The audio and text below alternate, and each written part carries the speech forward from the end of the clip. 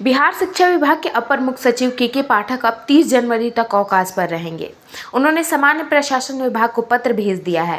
पहले उन्होंने 16 जनवरी तक छुट्टियों के लिए आवेदन दिया था। के पाठक सिस्टम से नाराज बताए जा रहे थे।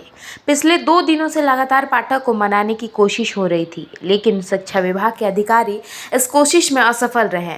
ऐसी स्थिति में नीतीश सरकार अगले 2 से 3 दिनों में एक नई ASCS की पोस्टिंग कर सकती है। सूत्रों के मुताबिक नए अधिकारियों का नाम भी सरकार के स्तर से तय हुआ है। अब तक सचिव वैद्यनाथ यादव ACS प्रभारी में हैं। आपको बता दें कि के पाठक की छुट्टियां 16 जनवरी मंगलवार को खत्म हो रही थी। ऐसे में अटकलें लगाई जा रही थी कि पाठक काम पर लौटें या नहीं।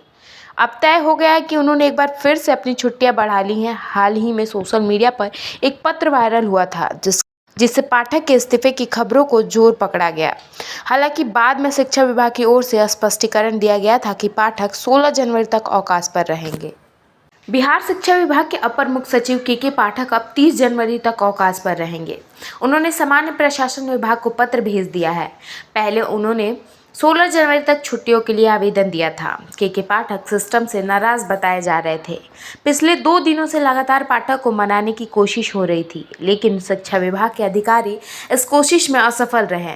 ऐसी स्थिति में नीतीश सरकार अगले 2 से 3 दिनों में एक नई ASCS की पोस्टिंग कर सकती है। सूत्रों के मुताबिक नए अधिकारियों का नाम भी सरकार के स्तर से तय हुआ है। अब तक सचिव वैद्यनाथ यादव ACS प्रभारी में हैं। आपको बता दें कि के पाठक की छुट्टियां 16 जनवरी मंगलवार को खत्म हो रही थी। ऐसे में अटकलें लगाई जा रही थी कि पाठक काम पर लौटें या नहीं। अब तय हो गया है कि उन्होंने एक बार फिर से अपनी छुट्टियां बढ़ा ली हैं। हाल ही में सोशल मीडिया पर एक पत्र वायरल हुआ था जिससे पाठक के इस्तीफे की खबरों को जोर पकड़ा गया।